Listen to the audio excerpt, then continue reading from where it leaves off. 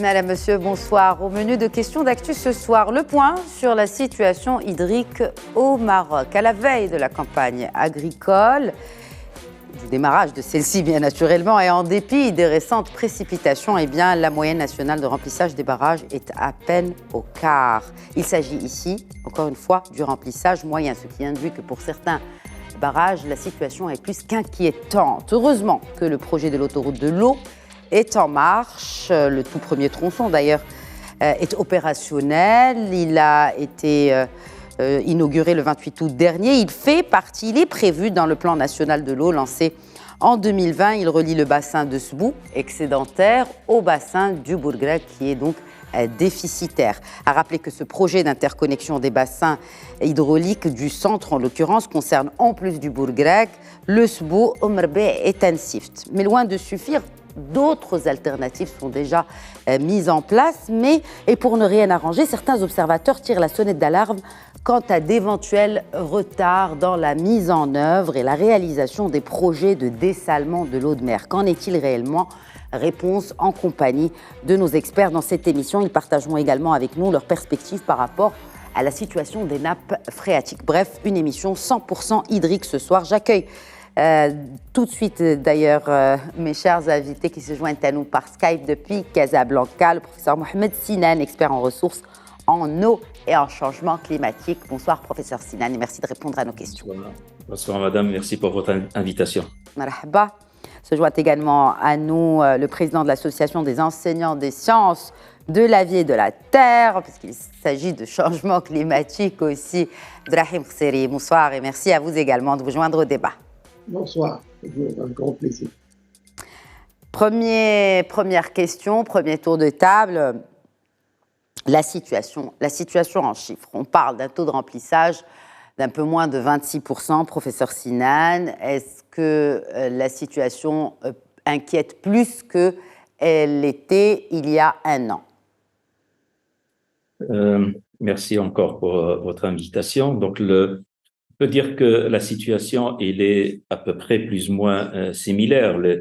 Les taux de remplissage des barrages sont à peu près équivalents, 24,5 l'année dernière, l'année d'avant, et 21 et l'année qui en cours, 2022-23, 25,5% d'aujourd'hui. Donc c'est à peu près donc la même chose.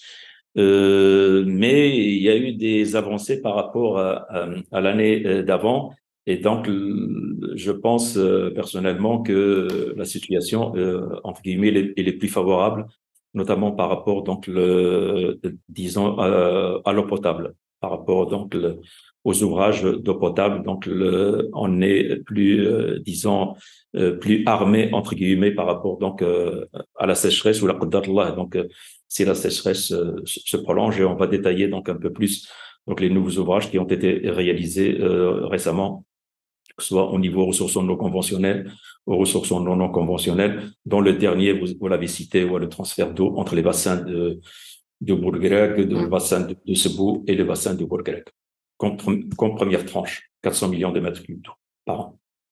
Très bien. Est-ce qu'il y a des régions qui sont beaucoup plus, bien naturellement, touchées que d'autres, mais dont le taux de remplissage est moins important que celui enregistré il y a un an ? Est-ce qu'il y a peut-être des barrages qui se sont entre-temps remplis, par exemple ? Je vois que, par exemple, donc les chiffres qui datent d'hier, je suis en train de lire donc un tableau, par exemple, la Melouia, donc l'année 2021-22, c'était un taux de remplissage de 8,4%.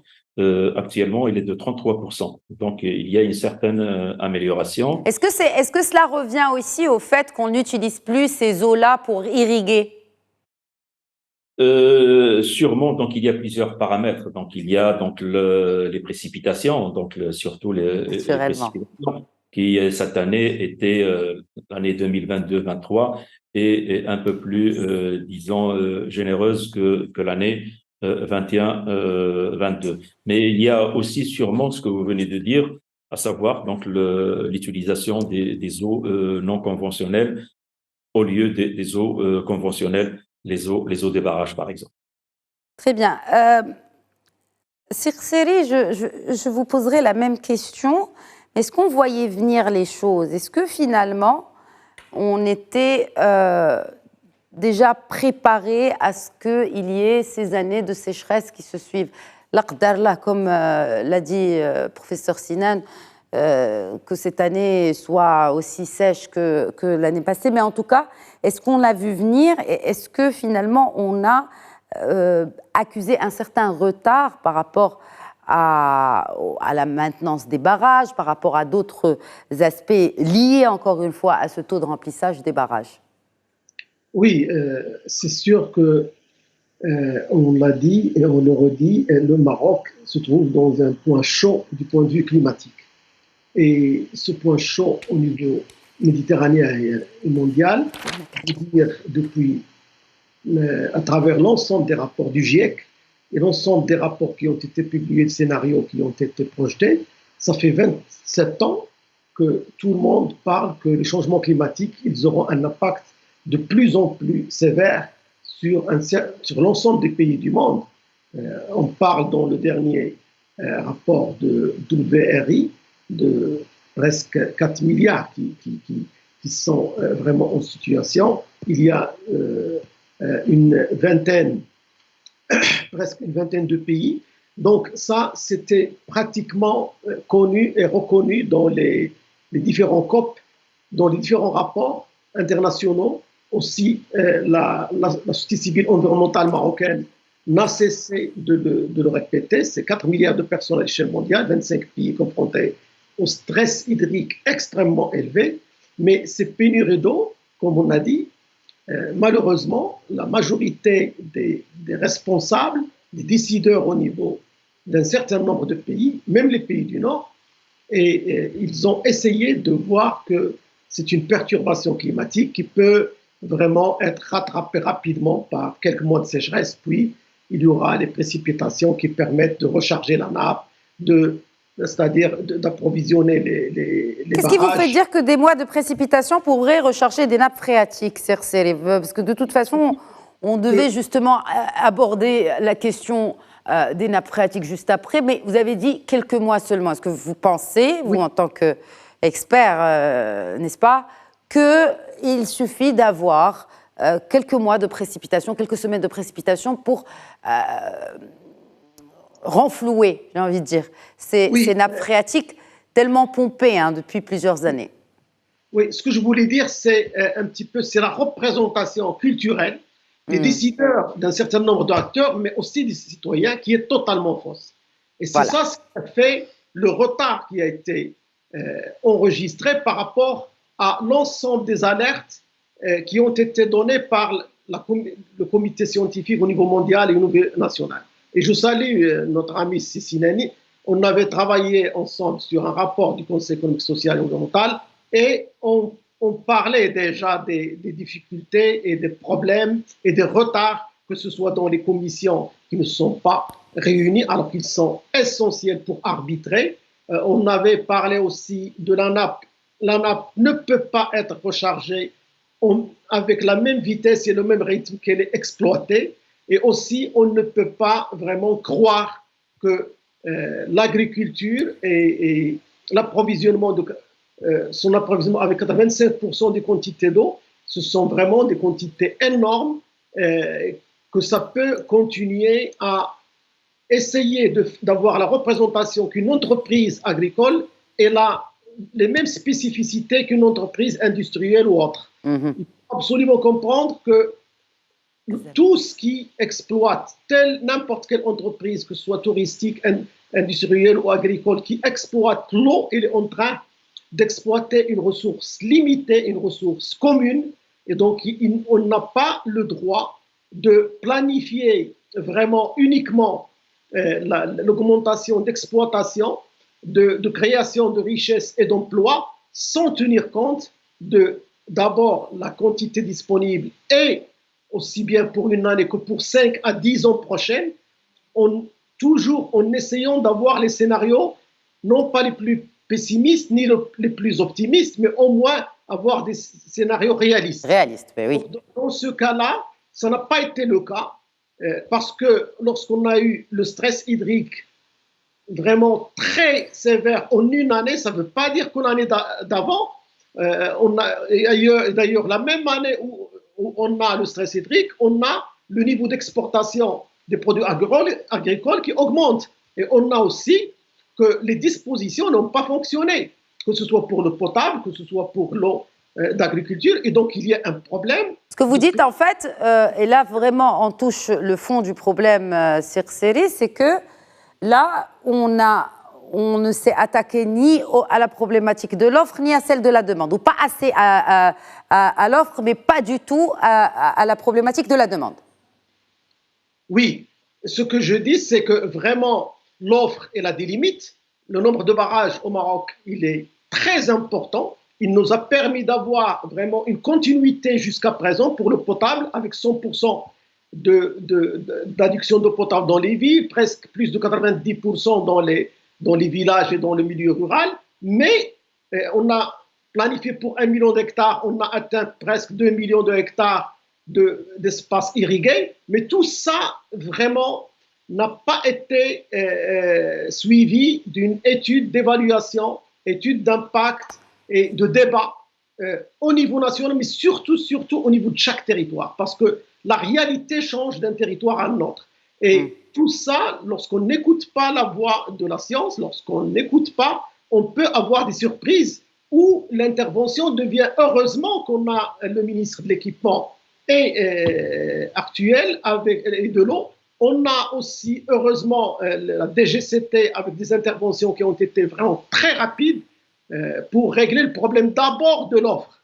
Et le discours de Sa Majesté, il a travaillé, il a mis la main sur les 6 axes prioritaires pour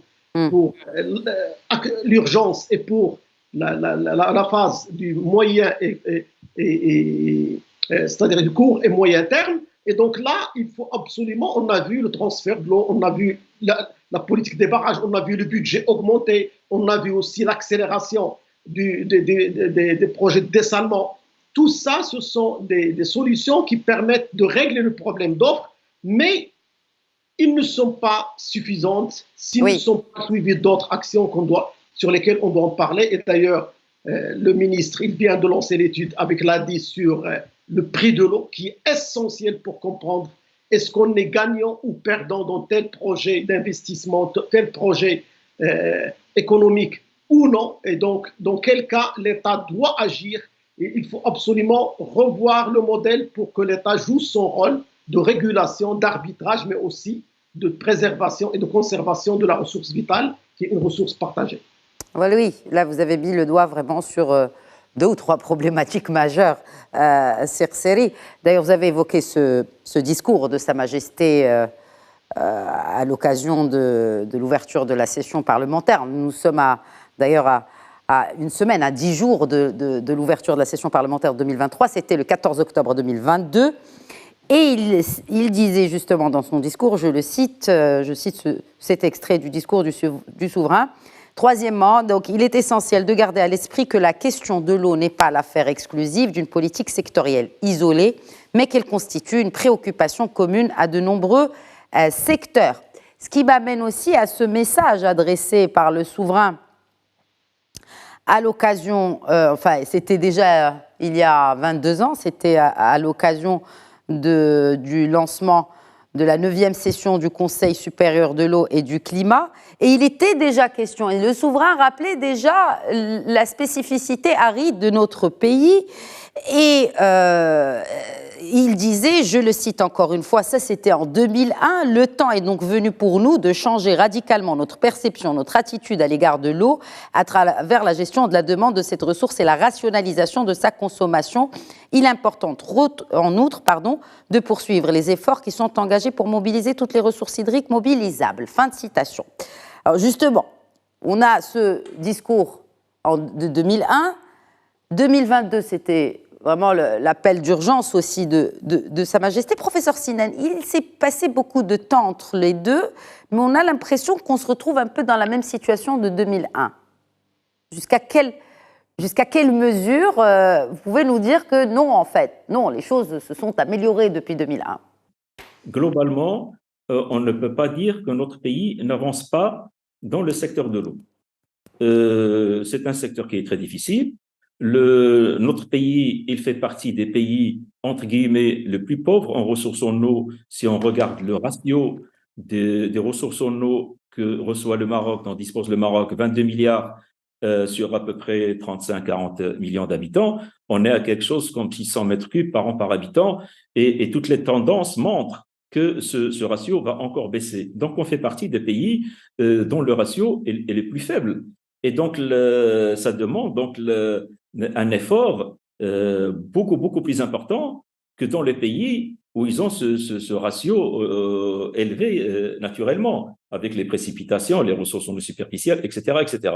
Donc, c'est ce que je voulais dire. On est dans une situation, on est dans un pays où les contraintes naturelles dans le secteur de l'eau sont importantes. Les contraintes, c'est la rareté de l'eau, c'est la raréfaction de l'eau, donc les ressources en eau baissent. Et plus d'autres contraintes, il y a le changement climatique qui arrive, etc., etc.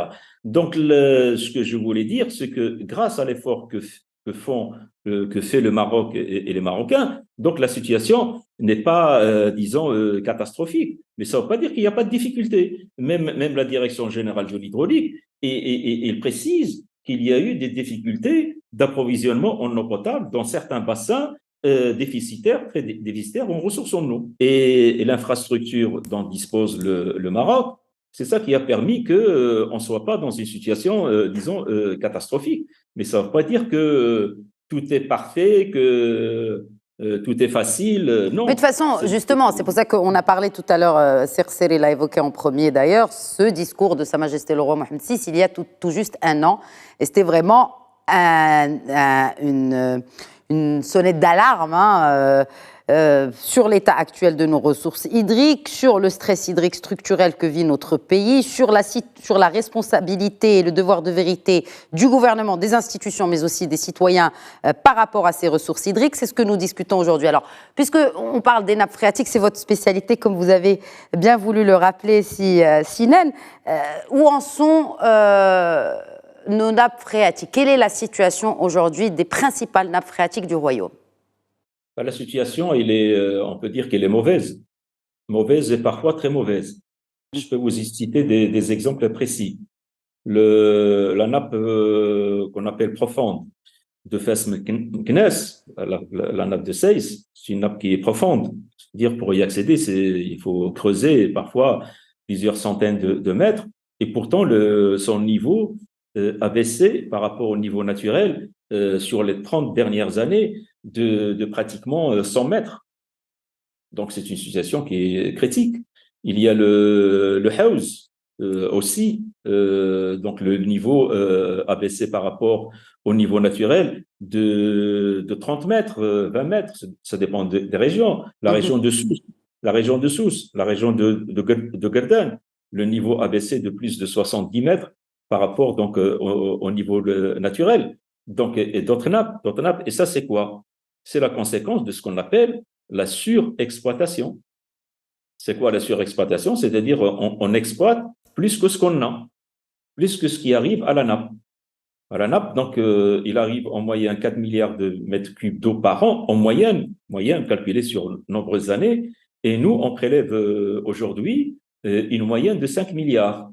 Donc, c'est-à-dire, on prélève 1 milliard de plus que ce qui rentre dans nos nappes. Donc, c'est la raison pour laquelle on a les niveaux de ces nappes qui baissent de façon inquiétante.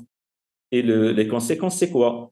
Les conséquences, c'est déjà d'abord le coût de prélèvement, donc le dessèchement carrément de certains puits. Il faut les approfondir, mais les gens n'ont pas le moyen d'approfondir à des centaines de mètres. Il y a le coût de prélèvement. Il y a l'assèchement des sources. Une grande partie des sources du Maroc a vu son débit baisser, voire tarir complètement. Il y a les khtara, les ouvrages ancestraux millénaires qui faisaient la fierté du monde musulman.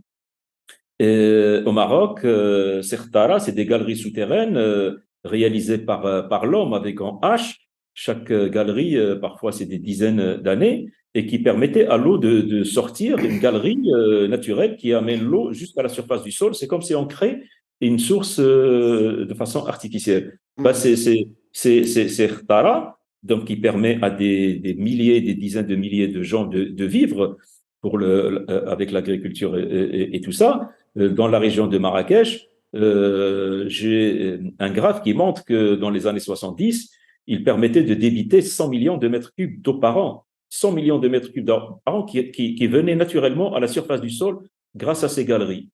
Sauf que ces galeries, depuis, ont été dénoyées parce que le niveau de la nappe baissait au fur et à mesure jusqu'à ce qu'il est descendu au-dessous de ces galeries. Et dans ce cas, donc, ils se sont asséchés. Donc, vous voyez donc les conséquences. Il y a aussi le contact avec les eaux marines. Quand on baisse les niveaux des nappes, naturellement, l'eau de la nappe coule vers le point bas. Dans les zones côtières, il coule vers la mer, comme pour les rivières. Sauf si on ramène le niveau de ces nappes au-dessous du niveau de la mer. Auquel cas, donc, il y a la direction de l'écoulement change. L'eau rentre de la mer vers les nappes souterraines côtières. Et donc, ces nappes ont vu leur salinité augmenter de façon très, très importante. Donc, ces nappes qui servaient donc à la population pour vivre, pour faire des activités agricoles, etc. Et plusieurs régions donc ont vu la qualité de l'eau de leur puits se dégrader, concentration avec une augmentation de sel, et donc l'eau devient inutilisable. Donc, vous voyez, ça, c'est des choses concrètes auquel cas donc il faut faire face de différentes manières. Et comme vous l'avez dit, la première mesure, la plus efficace, c'est de réduire les prélèvements. Alors justement, réduire les prélèvements, oui. Et là, je vous interpelle, professeur Sinan, comme professeur Seri. On connaît tous la transversalité de l'eau et de la problématique de l'eau, c'est ce qui fait sa complexité. Au-delà du fait qu'effectivement, il faut combattre cet anarchisme dans l'utilisation de l'eau souterraine à travers ces puits sauvages, ou en tout cas qui ne sont pas autorisés, mais qui creusent ces puits. Cette transversalité de l'eau fait qu'il s'agit aussi d'agriculteurs. Ce ne sont pas que de grosses parcelles d'agriculture ou de gros agriculteurs, il s'agit aussi des petits agriculteurs pour une agriculture vivrière. Alors là se pose réellement la question de comment vraiment bien cibler afin d'assurer aussi un équilibre social et économique pour ces exploitants de ces puits-là. Professeur Sinan comme professeur Seri, cette question vous est destinée à tous les deux. Ouais. Je peux répondre comme Seri peut répondre, après je continue. Seri, allez-y. Oui, merci. Merci à vous. Donc, ce qu'il faut dire, c'est que personne ne le contexte. Il faut absolument bien comprendre qu'on est chanceux d'avoir d'abord toutes les ressources d'eau au niveau de notre pays. On n'est pas dépendant d'un autre pays, comme c'est le cas de l'Irak ou le problème de l'Égypte, etc., avec le Soudan, avec l'Éthiopie, etc. Le Maroc, il a toutes ces ressources. Deuxième chose, il a eu toujours une vision royale du feu Hassan II et maintenant du roi Mohammed, du souverain Mohammed VI, que Dieu le garde. La vision, elle est claire. Les orientations sont stratégiques, elles sont claires. Normalement, c'est en fonction de cette vision et de ces orientations, il faut absolument que les acteurs territoriaux, nationaux, administrations étatiques et non étatiques travaillent. Et c'est dans ce cadre qu'on mesure, nous, la rareté de l'eau, on le connaît. On sait qu'on est dans un pays désertique qui a géré depuis toujours la rareté de l'eau. On a 65% de notre superficie qui est du Sahara. On a plus de 93% de superficie qui est aride à semi-aride. Ça, on le connaît depuis toujours. Maintenant, quel est le problème? Vous avez des ressources, vous avez des capacités et des possibilités d'intervention. Si vous n'anticipez pas, s'il n'y a pas d'anticipation, s'il n'y a pas de travail avant d'entrer dans la crise, soit pour c'est-à-dire réduire ses effets, soit pour la dépasser. Dans ces cas-là, il faut questionner vraiment les pratiques, les responsabilités, mais aussi les moyens de sortir de la crise, mais surtout d'anticiper, de prévenir et de ne plus vivre la même situation. Le Maroc, comme j'ai dit, il a des institutions très fortes. Ils sont nombreuses et ils sont une fierté nationale, africaine et mondiale. Oui, mais il y a des problèmes. L'équipement, il l'a dit, il y avait des budgets, il y avait des plans qui ont été là et de plus de 10 ans, ils n'ont pas vu le jour à cause de problèmes administratifs et de retard administratif, mais aussi de manque d'anticipation et d'accélération d'un certain nombre de projets. On était obligé de les accélérer uniquement cette année. Ça, comme justement, l'exemple le plus parlant, c'est cette autoroute de l'eau, Serkseri. Oui, mais en plus de ça, il y a aussi des choix. Les choix, il faut les questionner. Oui, la politique des barrages est là, elle était et sera encore importante, mais elle est devenue insuffisante. Il fallait essayer de voir les autres choix. Vous venez de parler des nappes phréatiques. C'est quoi les nappes phréatiques? Ce sont des barrages, mais ce sont des barrages naturels en sous-sol et qui nous permettent non pas uniquement de stocker l'eau de qualité, mais ils nous permettent aussi d'éviter l'évaporation. On le sait, ça a été dit par le ministère, 800 millions de mètres cubes ont été perdus rien que par l'évaporation. Donc, il y avait des nappes, et Cécile est l'un de nos meilleurs experts dans les nappes, il a les chiffres et tout, mais le problème que ces nappes, d'abord, la stratégie de l'État n'a jamais considéré qu'il faut absolument dédier des ressources humaines, dédier des technologies, dédier une réglementation forte pour les protéger comme on protège les barrages. Ce qu'on a fait pour les barrages, on ne l'a pas fait pour les nappes phréatiques. Et les contrats de nappes qu'on a fait, jusqu'à maintenant, ils n'arrivent pas c'est-à-dire à mettre une structuration aussi bien de l'information, parce que le début, tout commence par l'information. Si je n'ai pas l'information, combien j'ai de réserves, combien ils sont en train de diminuer chaque mois, chaque année, si je ne vois pas dans le téléjournal les informations sur mes ressources de nappes, mes ressources en eau, combien ils sont. En fait, un peu comme ce qu'on voit sur les barrages.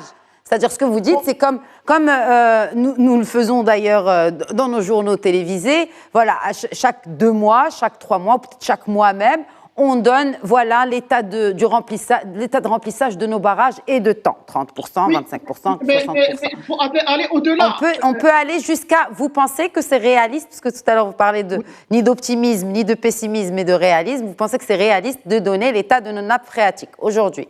Oui, les choses évoluent. Dans les pays européens où le problème de pollution de l'air dans les villes est parmi les plus problématiques, ils ont commencé chaque semaine à donner la situation des villes en qualité de l'air. Ça n'existait pas auparavant. Pour nous, la qualité de l'eau et la quantité de l'eau, elles priment sur la qualité de l'air. On n'a pas encore le même problème et les mêmes priorités que les pays du Nord. Mais on ne peut pas continuer à fonctionner de la même situation. Mais pour cela, qu'est-ce qu'il faut faire? D'abord, il faut avoir une implication de toutes les universités pour que chacune, on a 20 000 doctorants, on a 5 000 qui les obtiennent chaque année, mais on a 20 000 doctorants, on a des centaines de milliers de masters, on a beaucoup de laboratoires, ce sont des fiertés, mais on n'a pas les relevés au niveau de chaque nappe, au niveau de chaque territoire, pour pouvoir les consolider et les communiquer. Juste, si vous permettez, je vais interpeller Cécile sur ce point en particulier. Et il me semble que je vous ai déjà interpellé sur la question notamment de la donnée dans une émission précédente. Est-ce que vous confirmez que nous ne disposons pas aujourd'hui des chiffres actualisés pour chaque région en ce qui concerne les ressources de nappes phréatiques? Non, je ne suis pas d'accord. Voilà, donc j'ai bien fait de vous interpeller dessus. Oui, non, après, on reviendra à Serkseri. Allez-y. Je suis pas du tout d'accord parce que nos ressources en eau sont très, très, très bien étudiées, que ce soit les ressources en eau superficielles ou les ressources en eau souterraines. Encore une fois, c'est pas toujours 100%. Et disons, nos ressources en eau sont très, très bien connues. Pour vous donner donc un exemple concret, sur ce qu'on appelle, je vais utiliser un terme simple, les profondeurs de l'eau dans les nappes. Le terme qu'on utilise, c'est les niveaux piézométriques. Donc, chaque nappe, il dispose de ce qu'on appelle un réseau de contrôle piézométrique. Un réseau, c'est quoi? C'est un certain nombre de points d'eau, des puits et des forages répartis dans l'espace de façon optimisée, c'est-à-dire pour donner la meilleure information en peu de temps et en coût. Et donc, ces nappes sont suivies toutes, une fois par mois. Une fois par mois. Une fois par mois depuis des décennies, hein, certains depuis les années, je ne sais pas, 60, même avant, 50 pour les nappes importantes, etc., etc. Et donc, les agences de bassins hydrauliques, dans leur travail, disons, quotidien, il y a ce qu'on appelle donc le suivi des niveaux des nappes. Donc, c'est un travail qui se fait depuis très longtemps. Et donc, ce travail, ces résultats sont synthétisés sous forme de tableaux, sous forme de graphes qui montrent ce qu'on appelle les historiques piézométriques et sous forme des cartes qui montrent la différence entre une année X et une année X-1 ou la X+1, etc. Ce que je veux dire par là, le problème, c'est pas au niveau de la connaissance. Moi, et c'est pas la première fois que j'entends ça. Et c'est pas uniquement la télé, donc même dans les rencontres scientifiques. Et moi, pour moi, vraiment, c'est dévier le problème. Parce que en insistant sur ça, on croit, ou les autres qui sont pas du domaine, ils croient que le problème de ressources en eau au Maroc, c'est un problème parce qu'on ne connaît pas nos ressources. Non, c'est faux, je le dis de façon très claire, c'est faux. C'est pas ça. Le problème, c'est qu'on consomme plus que ce qu'on a.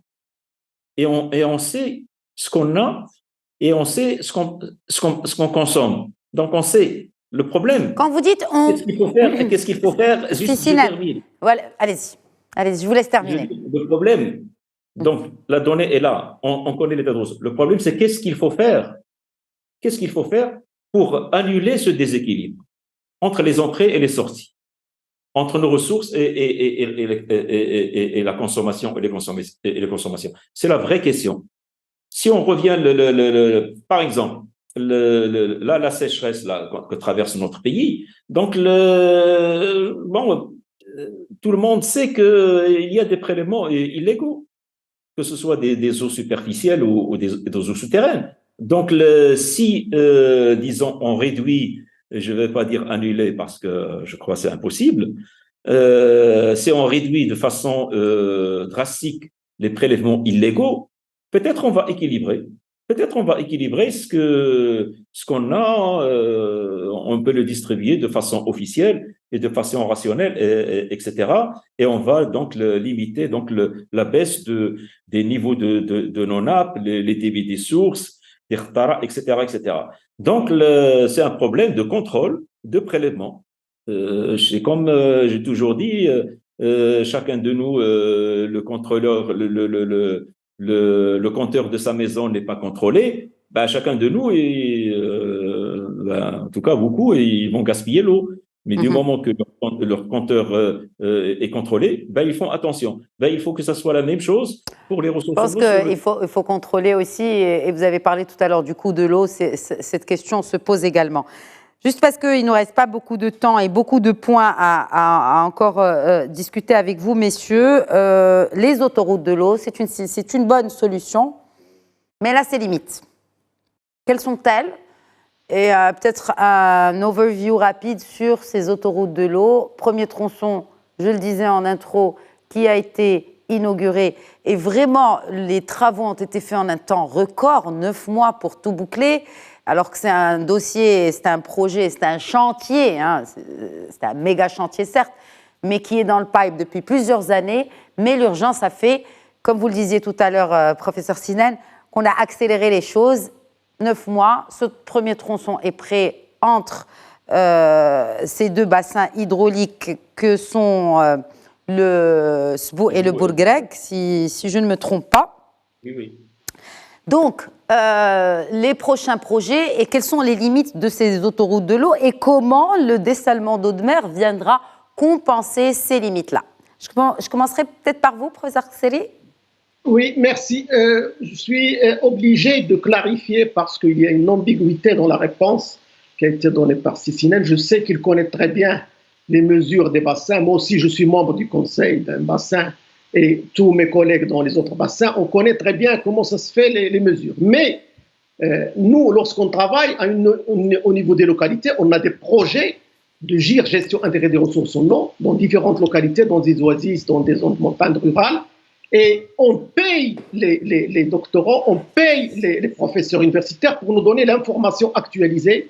Et cette information localisée, elle n'existe pas. On a des informations générales du bassin, mais on n'a pas localisé. Deuxième chose, qu'est-ce qu'on en fait? Si un chercheur comme Sissine, il la connaît, vous demandez à 99% des gens qui vivent dans le Maroc, ils ne savent pas quelles sont les sources d'eau, d'où ils proviennent, même s'ils sont dans la culture, quel est leur niveau. Il y a 1 mois, 2 mois, 6 mois, etc. Et parce que dans tous les systèmes de gouvernance, le point de départ de la gouvernance, c'est connaître d'abord, avoir l'information. Après, sur la base de l'information, il doit y avoir des débats, des réunions, des projets. Justement, c'était le point, professeur Kseri. C'était le point du professeur Sinan, c'est que ce n'est pas, justement, on fausse le débat si on parle de ces données-là. Non, on dit qu'il faut avoir l'accès à ces informations, ça veut dire qu'ils doivent être disponibles, mais il faut les partager avec tout le monde.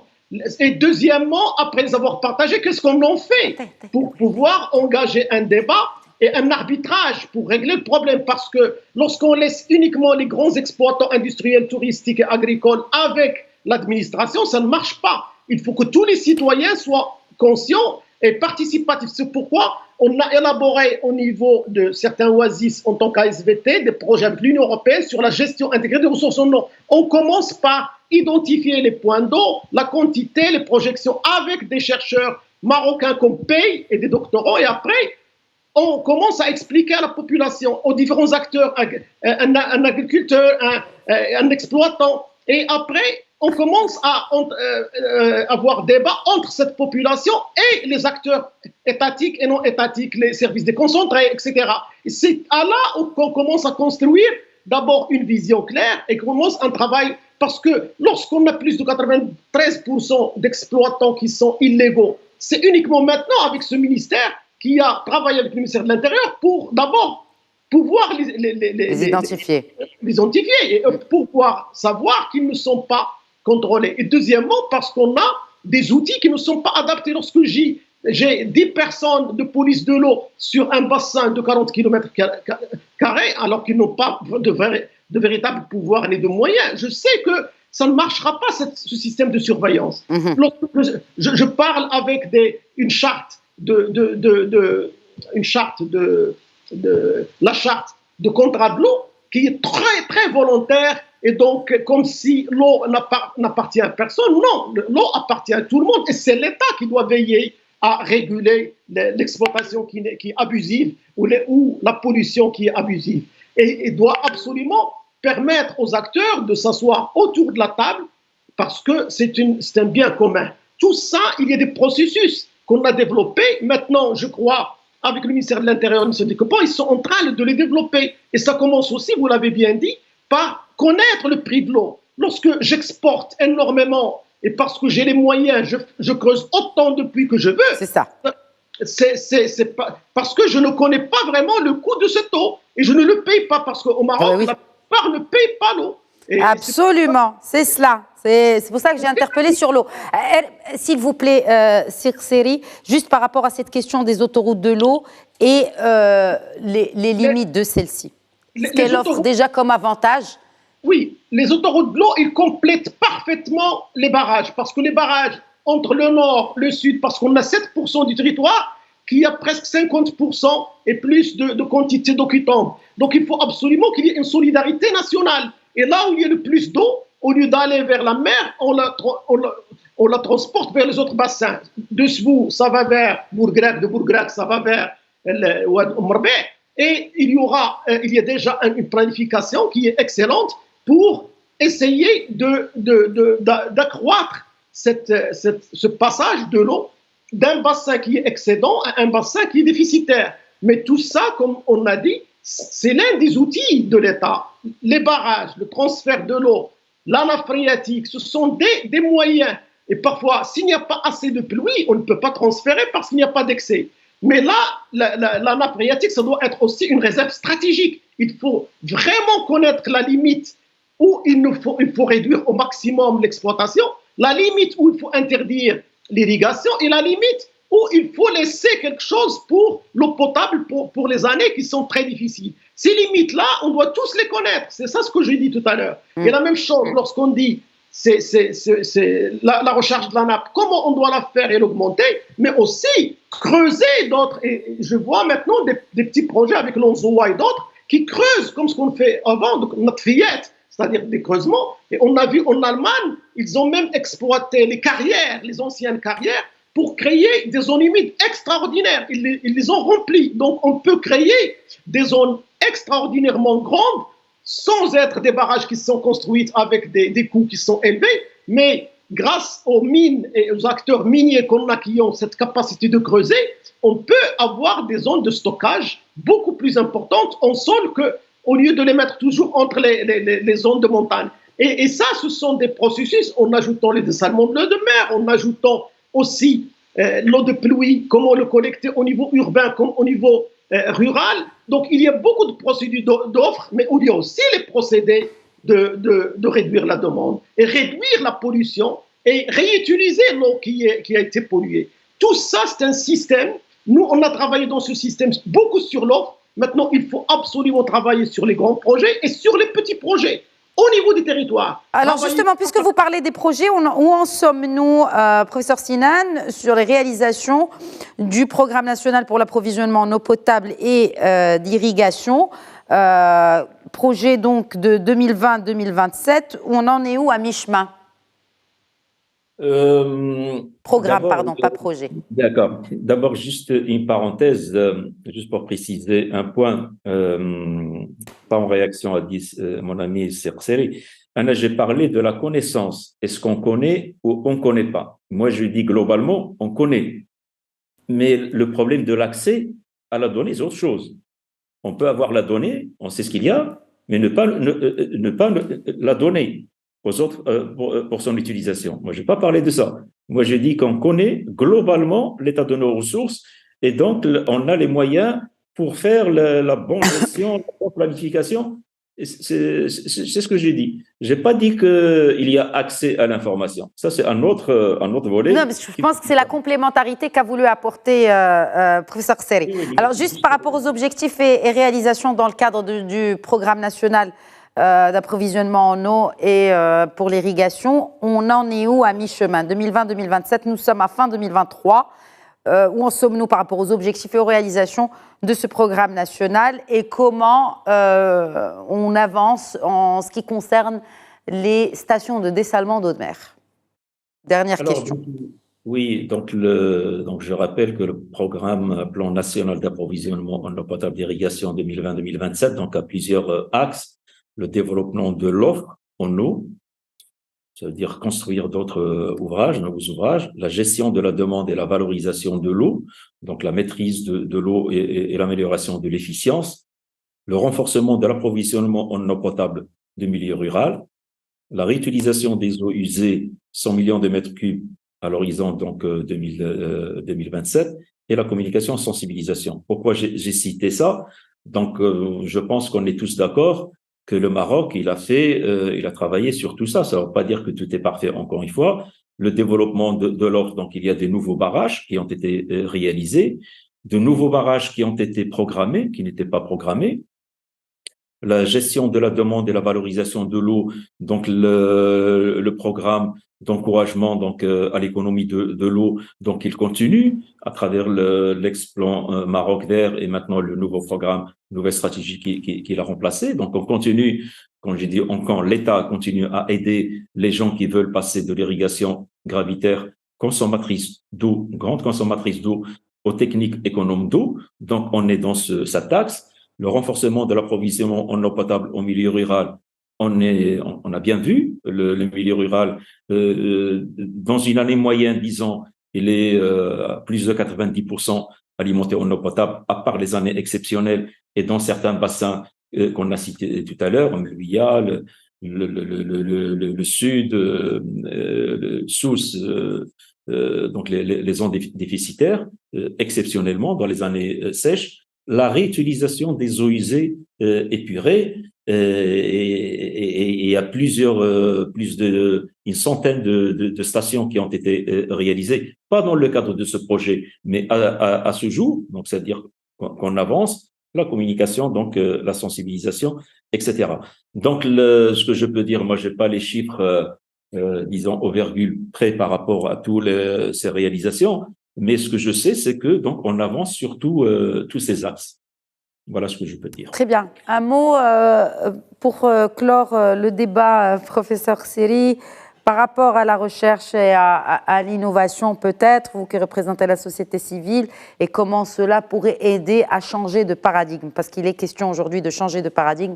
Oui, il faut diversifier l'offre, et c'est ce qu'on dit, notamment avec ces usines de dessalement d'eau de mer, mais cela ne suffira pas et la situation à cause du changement climatique ne risque pas de s'améliorer malheureusement dans les années à venir. Oui, il faut absolument d'abord identifier, connaître ce que font les acteurs scientifiques au niveau national, mais aussi les partenaires internationaux. Toute la coopération nationale, elle fait des projets, aussi bien dans la partie réutilisation des eaux usées, les stations d'épuration. On a des exemples partout dans les universités, on a dans certains villages, mais ils n'ont pas été reprises, ils n'ont pas été mis à l'échelle. La même chose pour la société civile, aussi, elle travaille sur des expériences avec des bailleurs de fonds, des scientifiques nationaux et internationaux. Il faut les encourager, il faut les aider, parce que sans recherche, action, développement, sans expérimentation, on ne peut pas aller à l'innovation. Et on va continuer à travailler sur les solutions classiques, alors que les solutions futuristes ou les solutions à petite échelle, qui sont adaptées à chaque contexte, ils sont très divers et nombreux, il faut absolument les encourager. Et maintenant, on a une très belle coopération avec la DGCT et on espère aussi avec les APH prochainement pour essayer de voir quelles sont les bonnes expériences adaptées à petite échelle qui peuvent être évaluées et mises à l'échelle et soutenues, bien sûr. Et c'est vraiment, ça va régler une grande partie du problème. Parce que les grands projets d'État, l'État a fait ce qu'il doit et le fait depuis toujours, mais les grands projets ne suffisent plus. Il faut absolument aller vers les petits projets. Par exemple, le dessalement de l'eau de mer, ce sera 1 milliard de mètres cubes d'ici 2030, mais en même temps, les eaux usées, c'est 1 milliard de mètres cubes d'ici 2030. Et on est encore très loin à couvrir de stations d'épuration tous les villages, les centaines les milliers de villages, les centaines de milliers de maisons qui sont dispersées partout. Donc il y a énormément à faire et c'est un créneau de l'emploi. Merci. Merci, il reste beaucoup à faire. Merci beaucoup, professeur Sinan. Et nous sommes là pour justement faire le point sur la situation à chaque fois, parce que bien évidemment, c'est une question centrale pour tout un chacun, pour toute Marocaine et Marocain. Merci beaucoup, professeur Sélé. Merci à vous également, professeur Sinan. Merci à vous. Merci infiniment. Merci à vous pour votre fidélité à Questions d'Actu. Très bonne soirée à tous.